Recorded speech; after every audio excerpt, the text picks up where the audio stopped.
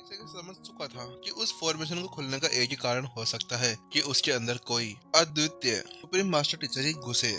उसके झटके से अलग अभी नितिन उस संत एसेसन प्लेटफॉर्म के टॉप पर पहुंच चुका था और वहां पर जाकर वह बैठ गया।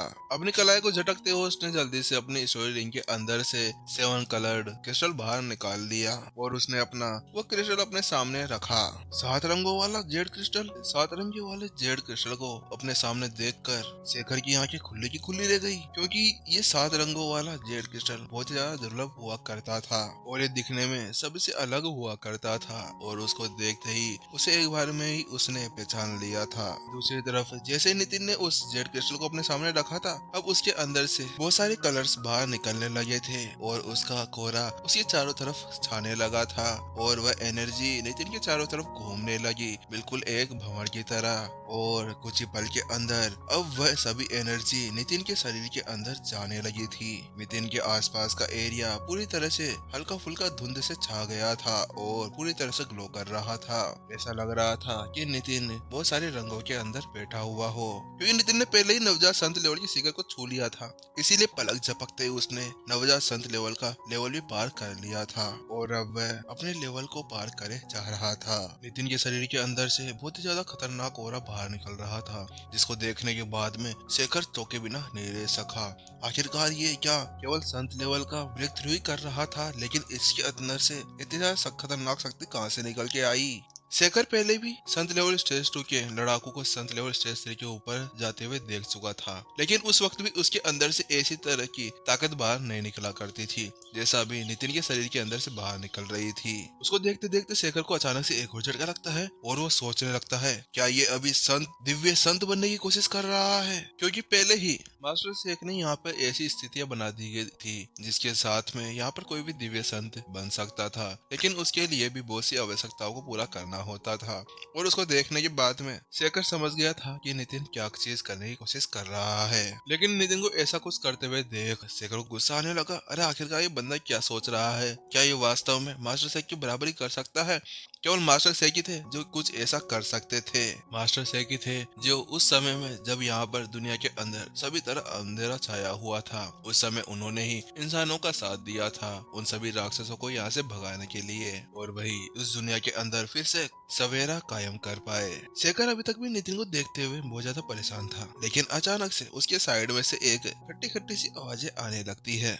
उस आवाज को सुनते ही जल्दी से वो पीछे मुड़कर देखता है और अपनी जगह से भी उछलकर थोड़ा सा पीछे हो जाता है, क्योंकि उसके साइड में वह मोटा सा व्यक्ति खड़ा हुआ था। उसने देखा कि अभी उसकी नजरें संत एसेसन प्लेटफॉर्म के ऊपर टिकी हुई थी, जहाँ पर वह नितिन खड़ा हुआ था। के चेहरे के ऊपर हल्की सी नाराजगी देखी जा रही थी। देखने से ऐसा लग रहा था कि वह नितिन से बहुत ही ज्यादा नाराज हो, नितिन ने उसका कुछ चुरा लिया हो, क्योंकि नितिन अभी उन सभी के बीच के अंदर लाइमलाइट ले रहा था और कोई भी अभी उस क्लोन के ऊपर ध्यान नहीं दे रहा था। वहीं दूसरी तरफ अपने पास में उस क्लोन को देखते ही उसने कहा, अरे तुम ये क्या हो रहा है? तुम्हारे अंदर से देखो कितना सारा खून निकल रहा है, तुम्हारे अंदर इतने सारे छेद हो गए हैं। अभी क्लोन के ऊपर 4-4 छेद हो रखे थे और हर एक छेद के अंदर से खून बाहर निकल रहा था। और शेखर उसकी हालत को देखने के बाद में दंग रह गया था। ऐसा लग रहा था कि उसके पास में भी कोई भूत खड़ा हो, कि आखिरकार अगर किसी के अंदर से भी इतना ज्यादा खून बह रहा होता तो वह कब का मर चुका होता।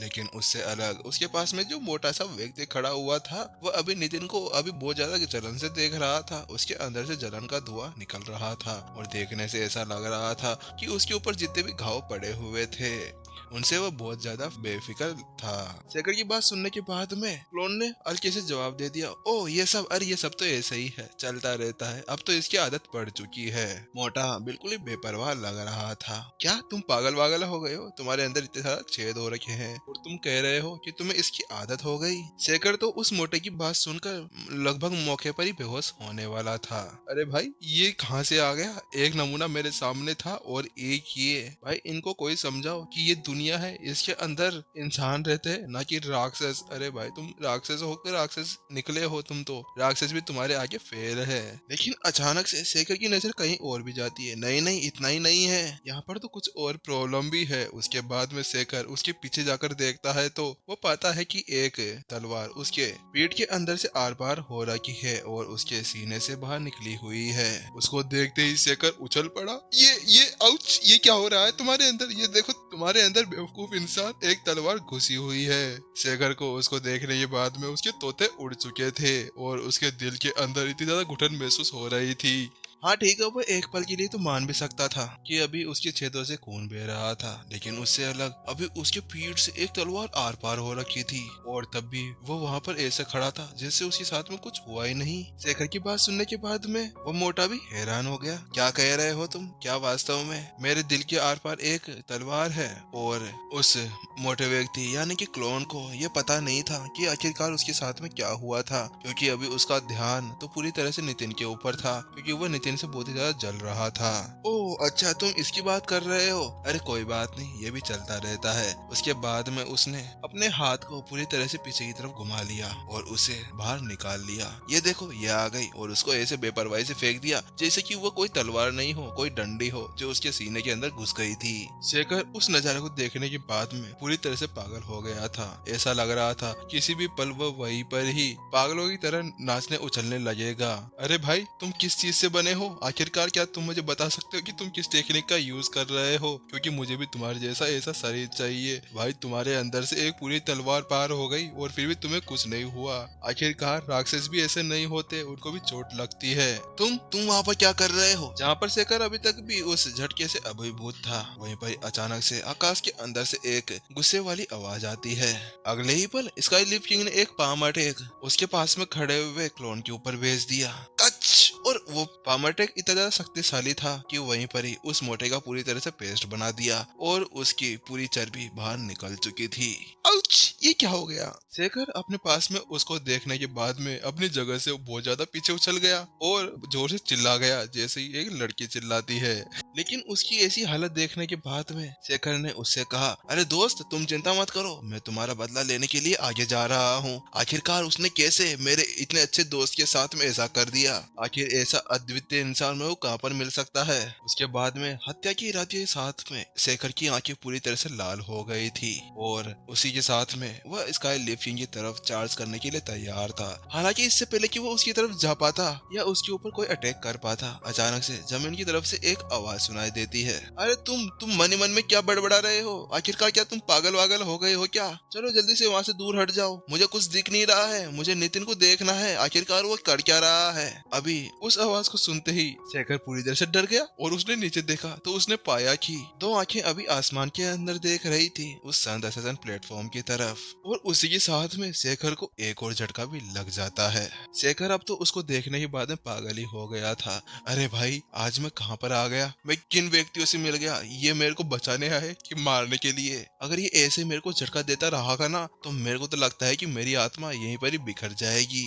शेखर पिछली बार उसकी ये सब हालत देखकर तो समझ चुका था कि उसके दिल के अंदर जो तलवार घुसी थी उससे वह इसलिए बच पाने में कामयाब हो गया था कि उसके पास में कोई गुप्त कला होगी। लेकिन अभी ये तो भाई कुछ ज्यादा ही हो गया। इस बार तो इसने हद ही पार कर दी, क्योंकि इस बार ये जमीन के ऊपर चिपका हुआ था और उसके बाद में भी ये ऐसे कह रहा है कि इसके सामने कोई मूवी चल रही हो और थिएटर के अंदर कोई बंदा उठकर उसका विजन लॉक कर रहा हो और ये कह रहा है कि मेरे सामने से हटो, मेरे को मूवी देखने दो। अरे भाई तुम किस प्रजाति से आए हो? उसके बाद में शेखर जल्दी से नितिन की तरफ देखने लगता है और वो देख रहा था कि आखिरकार नितिन कौन सी पोज मार रहा है जिसको देखने के लिए इतना ज्यादा उत्सुक है और जमीन पे चिपके हुए भी ऐसी फालतू की बकवास करे जा रहा है। उसके बाद में शेखर उसकी तरफ देखते हुए उससे कहता है, अरे भाई तुम क्या देखने की कोशिश कर रहे हो? मैं भी तो देख रहा हूँ प्रिंसिपल नितिन केवल वहाँ पर एक सफलता हासिल करने की तो कोशिश कर रहे हैं, तो फिर तुम इतने ज्यादा खुश क्यों लग रहे हो? यहाँ पर शेखर अभी तक ऐसा बोल ही रहा था। उसके बाद में स्काई लिप किंग जोर से चिल्लाता है, तुम अभी तक भी मरे नहीं, आखिरकार तुम किस मिट्टी से बने हुए हो। और उसी के साथ में स्काई लिफ्ट किंग ने एक और तलवार क्यू का वार उसकी तरफ भेज दिया।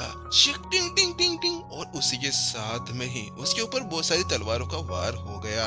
और अब जहाँ पर वह पहले चिपका हुआ था, अब उसके वहीं पर ही टुकड़े टुकड़े हो जाते हैं। लेकिन टुकड़े होने के बाद में भी अभी तक भी क्लोन की वो सारी चीजें एक जगह पर नहीं रुकती, इधर उधर रेंगने लगती है। इस बार सेगोर को झटका नहीं लगा था, क्योंकि इस बार वह उससे अवगत हो चुका था और उसे पता था कि अगर ऐसे ही वो बार बार झटका खाता रहेगा ना तो यहीं पर ही उड़ जाएगा। उसके बाद में अपनी चौड़ी आंखों के साथ में उसकी तरफ देखते हुए कहता है, अरे भाई अब तो मर जाओ, तुम्हें अब तक तो मर जाना चाहिए था। सेगर के होठ बहुत ज्यादा कांप रहे थे। क्या मर जाऊं? अरे तुम मरो ना, तुम्हारे खानदान को मारो, आखिरकार तुम मुझे क्यों मारना चाहते हो? मेरी तो अभी तक शादी भी नहीं हुई है। उसके बाद में क्लोन अपनी आंखों को स्काई लिफ्ट किंग की तरफ घुमाता है और उससे कहता है, अरे तुम्हारे लिए तो मैंने यहाँ पर मरने का नाटक किया था ताकि तुम्हें थोड़ी बहुत खुशी हो जाए, लेकिन तुम तो यहाँ पर मेरे पीछे ही पड़ गए। क्या तुम अब मेरे हाथों से मरना चाहते हो? वह क्लोन अभी उसके सामने ऐसे कर रहा था जैसे कि उसके आगे कोई और टिक ही नहीं सकता और वो उसे धमकी पे धमकी दिए जा रहा था। और ऐसा कहते ही कुछ ही पलों के अंदर फिर से उसने अपने सारे अंग वापस से जोड़ लिए थे और फिर से अब वह उसी मोटे व्यक्ति के रूप के अंदर आ चुका था।